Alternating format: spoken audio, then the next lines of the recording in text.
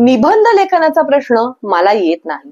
मुळात मला निबंध लेखन करायलाच आवडत नाही. 8 मार्काचा प्रश्न असतो तो. मी ऑप्शनला टाकायचे आणि मी ऑप्शनलाच टाकणार आहे. मला एवढा विचारच करायचा नाही, मला जमतच नाहीये.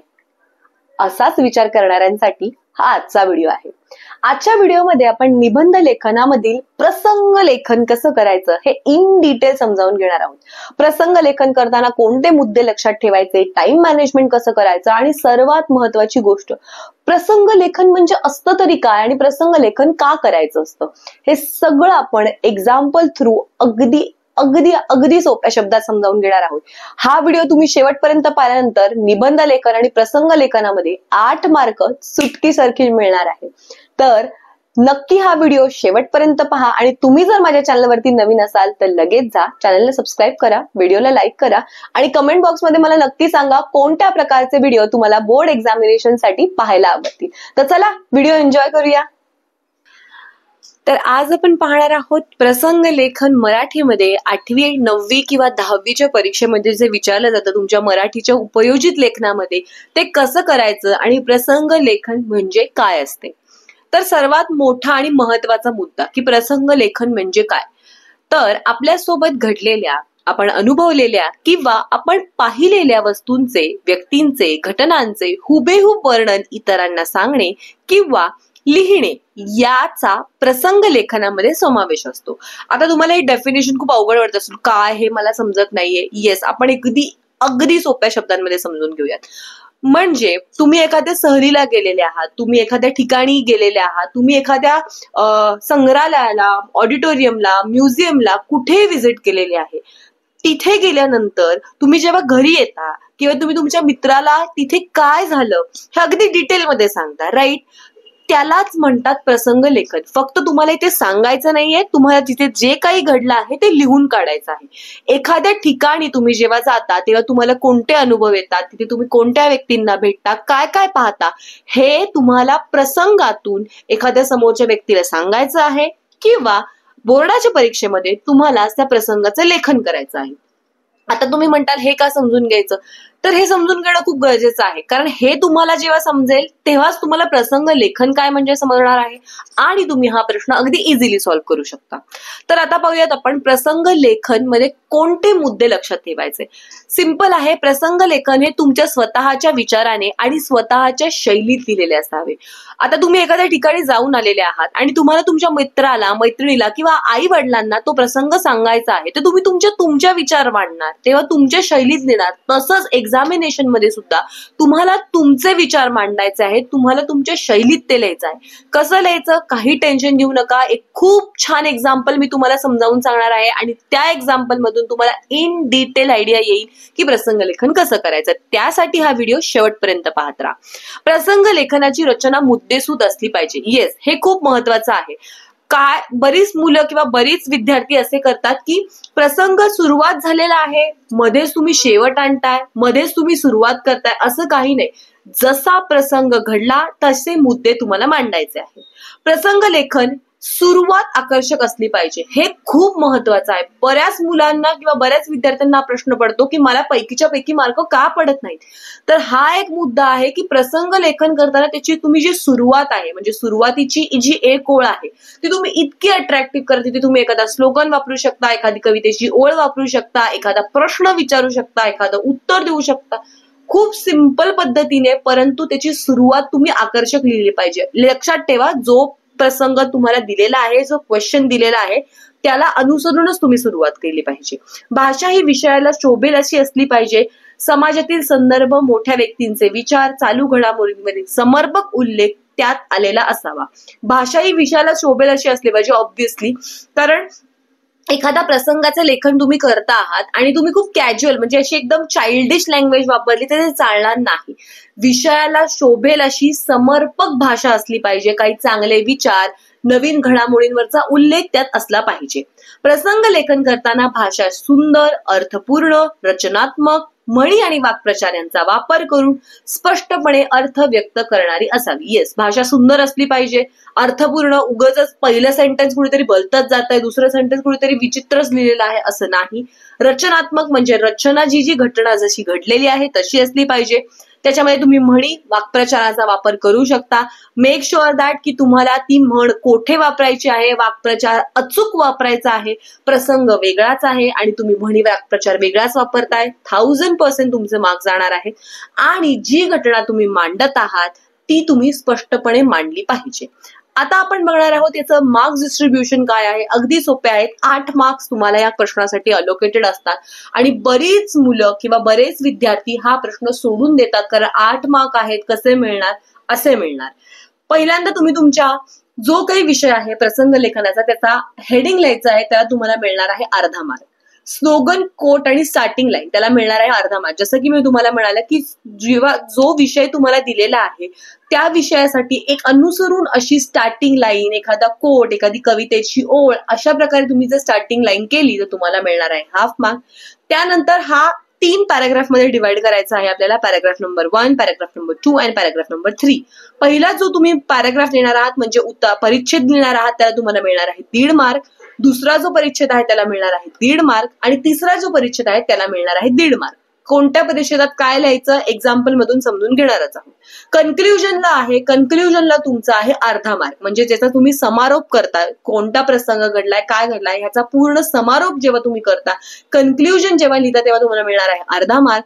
आणि use of language and vocabulary according to topic, जसं मी तुम्हाला म्हणलेलं आहे तुमची भाषाशैली कशी आहे, तुम्ही कोणते वाक्प्रचार, म्हणी प्रसंगाला अनुसरून नीट लिहित आहात, याला तुम्हाला आहे 2 मार्क.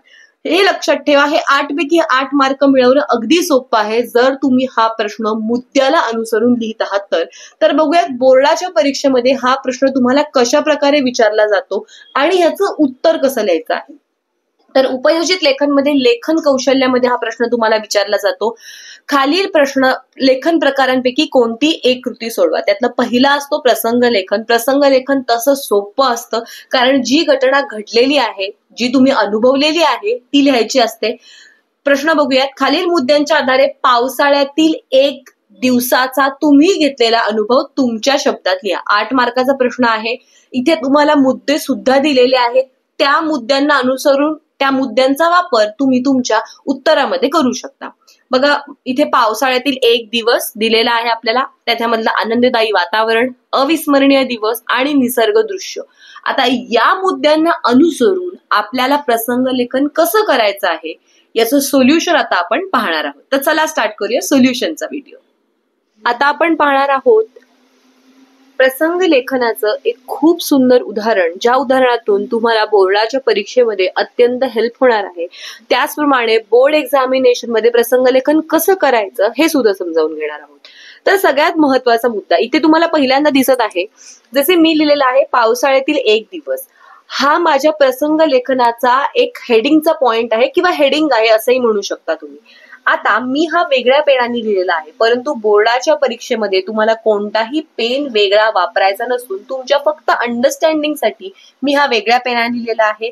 तुम्ही नॉर्मल तुमचा साधा पेन वापरू शकता, ब्लू, ब्लॅक, ज्याने तुम्ही लिहित आहात. परंतु हे लक्षात ठेवा, जेव्हा तुम्ही कोणतंही हेडिंग लिहिता त्याचं अक्षर थोडंसं मोठं काढा आणि त्या हेडिंगला तुम्हाला अंडरलाईन करायचे आहे, जेणेकरून जो तुमचे परीक्षक आहेत, एक्झामिनर आहेत, त्यांना ते कळणार आहे, अट्रॅक्टिव्ह दिसणार आहे आणि तुम्हाला चांगले मार्क्स मिळणार आहे. चला पाहूया त्याचं सोल्युशन. जसं आपण म्हणलं पहिली जी तुमची आकर्षक लाईन असली पाहिजे, तुम्हाला अर्धा मार्क मिळणार आहे. इथे बघू शकता तुम्ही मी किती सिंपल लाईन लिहिली. पावसाच्या थेंबामध्ये जीवनाचा खरा रंग असतो. याच्यामध्ये कोणती काव्यपंक्ती नाही ना की कोणता वाक्प्रचार आहे, म्हण आहे, परंतु अत्यंत सोप्या आणि साध्या शब्दांमध्ये तुम्हाला जी पहिली लाईन लिहायची आहे ती मी इथे लिहिलेली आहे. त्यामुळे तुम्हाला मिळणार आहे अर्धा मार्क. तुम्ही तुमच्या विषयाला अनुसरून ही लाईन लिहू शकता. त्याला बघूयात पुढचा परिच्छेद कसा लिहायचा आहे. आता तुम्हाला हे लक्षात ठेवायचं आहे, कोणताही परिच्छेद लिहिताना आपण 1 बोट ते 2 बोट जागा सोडून परिच्छेदाला सुरुवात करतो. पहिल्या परिच्छेदासाठी आपल्याला मिळणार आहे 1 ते 1.5 मार्क आणि तो कसा लिहायचा ते आपण पाहूया. पावसाळ्यातील एक गोड आणि रमणीय दिवस होता. मी आणि माझे कुटुंबीय एका सुंदर गावी फिरायला गेलो होतो.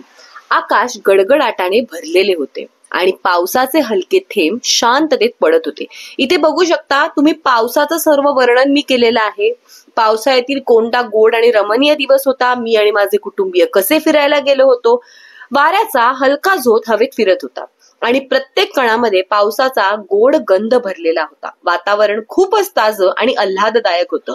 पहिल्या परिच्छेदामध्ये तुम्ही बघू शकता प्रसंग काय आहे त्याची स्टार्टिंग मी लिहिलेली आहे, म्हणजे इंट्रोडक्शन पण तुम्ही म्हणू शकता. प्रसंग कशा बाबतीत होता हे लिहिलेलं आहे आणि निसर्गाचं वर्णन अगदी थोड्याच परंतु अगदी सोप्या शब्दात मी केलेला आहे. हा झाला आपला पहिला परिच्छेद, म्हणजे आपल्याला मिळालेला आहे इथे 1.5 मार्क. आता आपण लिहिणार आहोत दुसरा परिच्छेद. दुसऱ्या परिच्छेदासाठी सुद्धा मी एक बोर्ड सोडलेला आहे, दुसरा परिच्छेद लिहायला चालू केलेला आहे. आम्ही ज्या ठिकाणी गेलो होतो तिथे हिरवीगार झाडे, रंगीबेरंगी फुले आणि लहान छोटी नदी होती. आता बघा, मी जिथे जो प्रसंग पाहिलेला आहे किंवा जो प्रसंग तिथे घडलेला आहे त्या प्रसंगाचं वर्णन इथे करत आहे. तिथे मी काय काय पाहिलं. पाणी शांतपणे वाहत होते. पावसात भिजताना निसर्गाच्या त्या गोड सौंदर्याने आम्हाला एक वेगळी शांतता दिली. म्हणजे निसर्गाचं वर्णन केलेलं आहे, निसर्गामुळे जी शांतता मिळाली आहे त्याचं वर्णन केलेलं आहे. झाडांची पाने पाण्याने भिजली होती आणि त्यातून एक सुंदर दृश्य निर्माण झाले होते. सर्वांचे मन आनंदाने भरून गेले. आता तुम्ही इथे बघू शकता निसर्गाचं आणि अगदी सुंदर आणि सोप्या शब्दामध्ये पावसाळ्याच्या ऋतूचं वर्णन मी केलेलं आहे. आता मी ऑप्शनल म्हणून इथे तिसरा आणि चौथा पॅराग्राफ बनवलेला आहे, परंतु हे दोन्ही पॅराग्राफ तुम्ही एका परिच्छेदामध्ये सुद्धा लिहू शकता, काहीही प्रॉब्लेम नाही. पाहूया. नंतर आम्ही एका छोट्याशा वाड्यात थांबून चहा आणि गरमागरम भजी खाल्ल्या. चहा घेतला. ढगांचा आवाज वाढू लागला. आम्ही सर्वजण हसत खेळत गप्पा मारत चवीने भजी आणि चहाचा आनंद घेत होतो. आता तुम्ही बघू शकता प्रसंग लेखनामध्ये ना खूप अवघड भाषा न वापरतात जशा गोष्टी घडल्या त्याच गोष्टी अगदी सोप्या आणि साध्या शब्दांमध्ये लिहायच्या, अगदी सामान्य शब्दांमध्ये लिहायचे असे तुम्ही म्हणू शकता. खूप कॉम्प्लिकेटेड, खूप कठीण अवघड शब्द नाही. जसा प्रसंग घडला तसाच्या तसा परंतु सोप्या शब्दांमध्ये लिहायचा आहे. पावसात भिजून सर्व चिंता हरवल्या होत्या. मन शांत आणि प्रसन्न झाले होते. अशा गोड क्षणांना शब्दात व्यक्त करणे अत्यंत कठीण आहे. आता तुम्ही बघू शकता इथला मी जो पॅराग्राफ लिहिलेला आहे तो पॅराग्राफ 1.5 मार्काचा आहे, म्हणजे 6 ते 7 ओळींचा आहे. परंतु याला 1.5 पैकी 1.5 मार्क तेव्हाच मिळणार आहे जेव्हा तुम्ही घडलेल्या प्रसंगाचं वर्णन अगदी हुबेहूब करणार आहात. आता आपण लास्ट पॅराग्राफ बघूयात ज्याला तुम्हाला 1.5 मार्क मिळणार आहे. निसर्गाच्या या सुंदर सानिध्यात वेळ कसा गेलं हे कळालेच नाही. पावसाचा तो दिवस माझ्या आठवणीत कायमचा राहिला. निसर्गाच्या कुंडलात घालवलेला प्रत्येक क्षण खूप आनंद देणारा होता. बघू शकता कन्क्ल्युजन म्हणजे जे काही आपण केलेलं आहे त्याची सांगता, समारोपचं मी इथे वाक्य लिहिलेलं आहे. म्हणजे माझा दिवस किती सुंदर गेला, माझा दिवस किती छान गेला, ह्याच्यातून मी काय शिकलो काय नाही शिकलो हे तुम्हाला शेवटच्या परिच्छेदामध्ये लिहायचं आहे. प्रत्येक क्षण खूप आनंद देणारा होता. अशा या पावसाळ्यातील सुंदर दिवसांनी जीवनातील साध्या क्षणांचे गोष्टींचे आपल्याला महत्व जाणवते. अशा सुंदर क्षणी माझ्या मनात बालकवींचे हे शब्द घोळत होते. इथे मी एका काव्यपंक्तीचा उपयोग केलेला आहे. नॉट नेसेसरी तुम्ही केलाच पाहिजे. आता या शब्दाला या प्रसंगाला अनुसरून माझ्याकडे काव्यपंक्ती होती, माझ्या लक्षात आली म्हणून मी ती वापरली. बोर्ड एक्झामिनेशन मध्ये वापर केलाच पाहिजे असं काहीही कंपल्शन नाही. जसं मी इथे लिहिलेलं आहे, हिरवे हिरवे गार गालीचे हरित तृणांच्या मखमालीचे, ही कविता मला आठवलेली आहे. परंतु काहीही असं कंपल्शन नाही की तुम्ही सुद्धा अशाच पद्धतीने कवितेचा वापर करायचा आहे. परंतु अशा पद्धतीने तुम्ही लिहिल्यानंतर तुम्हाला शेवटच्या परिच्छेदाचा 1.5 मार्क मिळालेला आहे. आता तुम्ही जर डिटेलमध्ये पाहू शकता इथे अशा प्रकारचा निबंध लिहिला, भाषा शैली वापरली, प्रसंग पूर्ण लिहिला तर तुम्हाला राहिलेले 2 मार्क जे तुमच्या काना, मात्रा, वेलांटी, उकार ह्याला जाऊ शकतात ते तुम्हाला घालवायचे नाहीये. त्यासाठी जास्तीत जास्त निबंध लिहून जास्तीत जास्त निबंध लेखनाची प्रॅक्टिस तुम्हाला तुमच्या बोर्ड एक्झामिनेशन साठी करायचीच आहे. तरच तुम्हाला ते शेवटचे 2 मार्क मिळू शकणार आहेत. जर तुम्ही जास्त निबंध लिहिलेत आणि वाचलेत त्याचप्रमाणे गोष्टी एक्सप्लोअर केल्या तर तुम्हाला ते 2 मार्क मिळणार आहेत. त्याचप्रमाणे ह्याचे नोट्स तुम्हाला डिस्क्रिप्शन बॉक्समध्ये अवेलेबल आहेत. ऍज अ रेफरन्स म्हणून तुम्ही ते यूज करू शकता तुमच्या येणाऱ्या बोर्ड एक्झामिनेशनसाठी.